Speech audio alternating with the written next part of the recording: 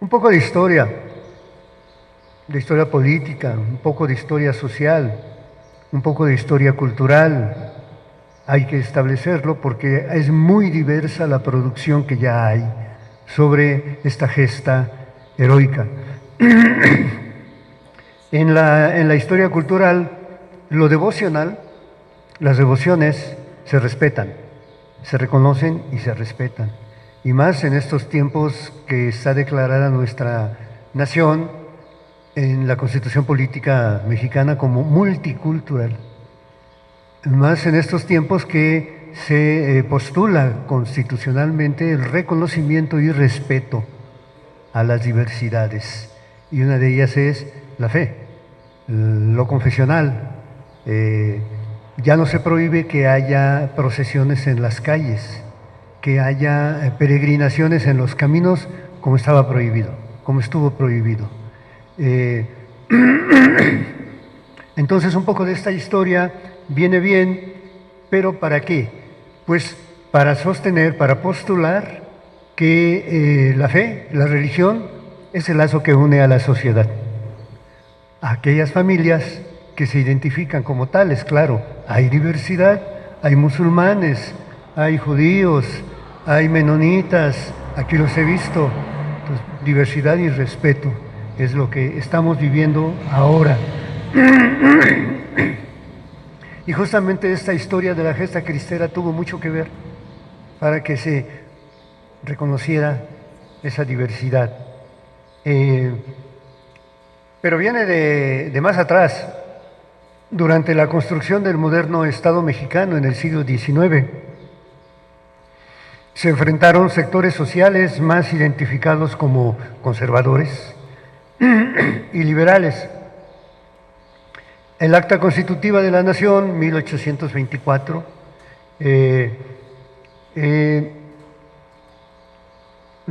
continúa la ideología religiosa teológica que había sido establecida en la Constitución de Cádiz del año de 1813, por lo que las siguientes luchas en el siglo XIX por hacerse del poder político partía de la proclama de cambiar a otra constitución. Vamos a tener una constitución propia de los mexicanos, se decía. De ahí los adjetivos de conservadores, los que decían, pero si ya tenemos la novohispana, la de Cádiz, que es la más avanzada de Europa, y sí lo fue. En ese momento la Constitución de Cádiz es la primera que otorga reconocimiento y respeto a los derechos humanos, cosa que no sucedía en la Constitución francesa ni en la norteamericana. Y la de Cádiz, la de 1812 de Cádiz, hacía eso y hacía algo más que no entraría en detalle, la soberanía reside en el pueblo. También lo postula Cádiz y es el gran atributo que van a rescatar los levantados en 1926. Momento, aquí la nación somos soberanos. Ahí está, en la Constitución. Y los liberales eran pues quienes querían otras formas de orden económico, de orden social. Ustedes tuvieron aquí en Durango a uno muy importante que es José Ramírez, uno de los liberales más importantes que generó reglamentación para la Constitución de 1858, que participó en la construcción de esta nueva sociedad que se quería. Hoy en día, y les pido que así lo consideren, decir conservador es un sinónimo de mocho, pero pues no, en el origen no era eso, no fue eso. Es decir, conservador era sinónimo de si hay un orden, ¿para qué cambiamos el orden de las cosas? Y decir liberal es un sinónimo de masón, por usar la palabra de ese tiempo, ¿no?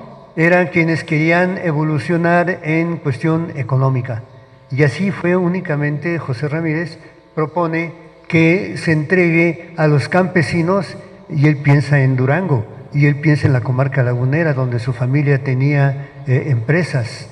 Él piensa en los campesinos, que se les entregue la tierra, el derecho a la tierra que trabajan, y esto desde 1857, que va a ser parte de la gran lucha resto del siglo XIX y los 17 años del siglo XX, cuando finalmente en la Constitución de 1917 se reconoce el derecho de los campesinos a la tierra que trabajan. Que se habla mucho de Emiliano Zapata, pues sí, es el que más levanta esa bandera, pero ya había sido postulada en 1857. Esta Constitución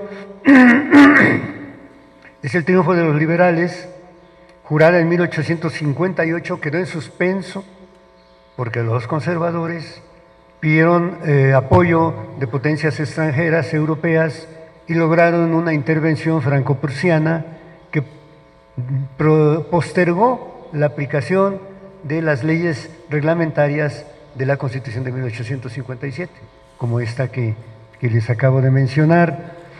Se estableció el Estado imperial, contra el cual lucharon para recuperar el Estado independiente, lo que se dio en llamar los patriotas, los liberales. Ganaron, se ajusticiaron a Maximiliano y a cuantos habían participado en ese imperio. A partir pues de 1863, la reglamentación de la ley constitucional reformó la existencia de congregaciones. Es el nombre antiguo, si aquí todavía hay lugares, pueblos que se llamen congregaciones, es porque conservan el nombre del poblamiento en el siglo XVI. ¿Sí?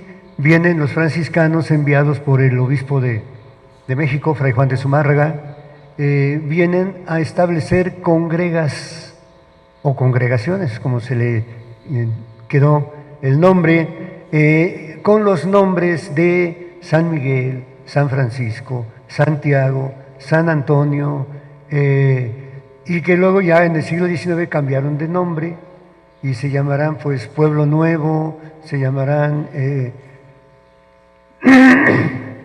Nieves, se llamará Saltillo, se llamará Fresnillo, se llamará Durango.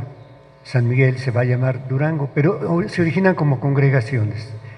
¿Qué son las congregaciones entonces? Justo eso que les mencioné, donde vivían los descendientes de los campesinos que ahí congregaron para hacer productiva en el sistema europeo de la agricultura a la tierra, para la ganadería, con el ganado que llega de Europa, el ganado caballar, el asnar, el vacuno, no existía en América. Entonces se hacen las congregaciones para que los pobladores tengan ahí su ganado, mayor o menor, borregos, chivas, su labor, la parcela.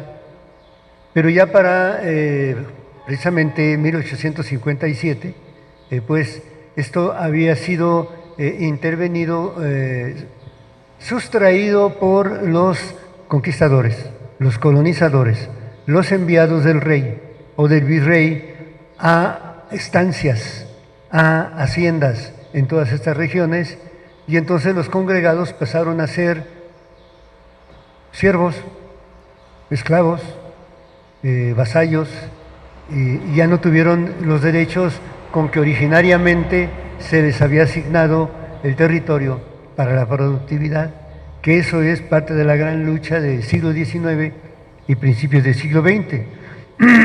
Tarea pues, ¿no? Hay que buscar en los nombres de pueblos duranguenses entre 1860 a 1880, cuáles ya no llevaron el nombre de congregación. A lo mejor Santiago Vallacora era congregación, a lo mejor Chalchihuites era congregación. ¿Y cómo lo sabremos? Pues yendo a los registros parroquiales de aquí. Traen a bautizar a un niño de Santiago Vallacora, nacido en la congregación de Santiago Vallacora. Entonces, ese puede ser el antecedente histórico de la resistencia a las disposiciones legales en 1926, que estuvieron luchando, en pie de lucha por derechos que no les pudieron reconocer en el siglo XIX, que no les pudieron reconocer 1917 a 1920, y que pues aparte de eso les estaban rompiendo el lazo que une a las familias, o sea, su religión, su devoción. Buscamos pues el origen histórico de la inconformidad. Entre sectores de la sociedad hubo expresiones de inconformidad por los cambios impuestos y el anhelo de otras soluciones.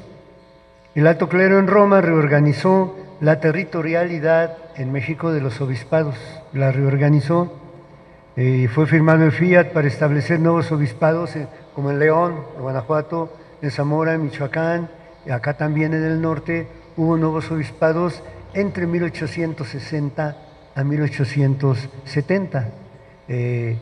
Y van a llegar los nuevos obispos y pues va a comenzar la historia eclesiástica, se dice, no, social, en términos generales. Pero los antecedentes entonces van a estar aquí en el obispado de Durango, la documentación, y van a originarse en la Ciudad de México. Afortunadamente el antiguo archivo del Arzobispado de México está en línea, y si ustedes entran, buscan al Arzobispado de Durango, ahí van a encontrar ya la documentación para que la soliciten en línea y se las puedan enviar. Claro, digitalizándolas si no ha sido ya realizado el procedimiento.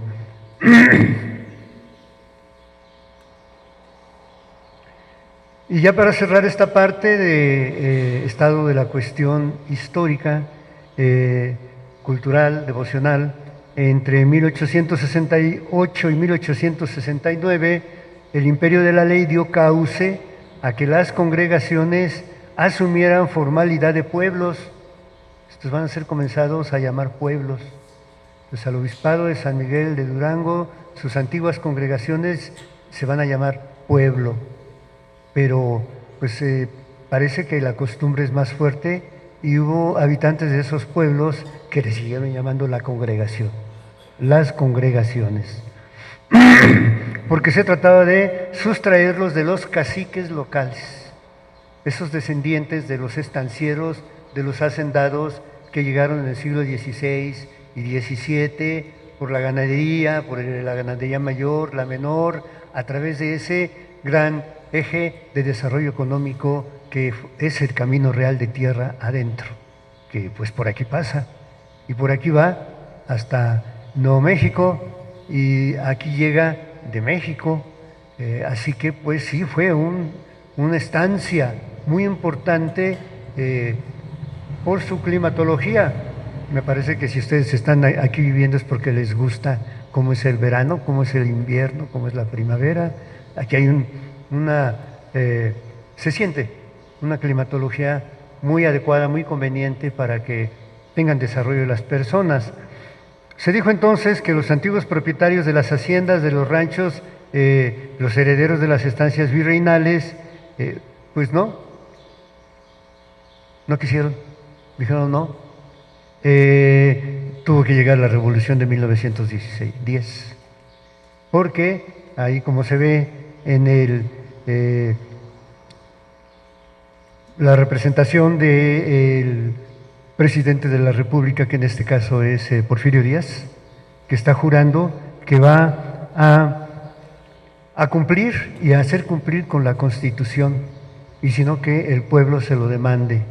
Y como se ve allá al fondo, está mandando las leyes de reforma a un archivo, a encerrarlas, porque el presidente de la República, que duró 30 años en el poder, era el primero en no estar de acuerdo que se les entregara a los habitantes originarios de los pueblos sus derechos que después fueron llamados ejidales.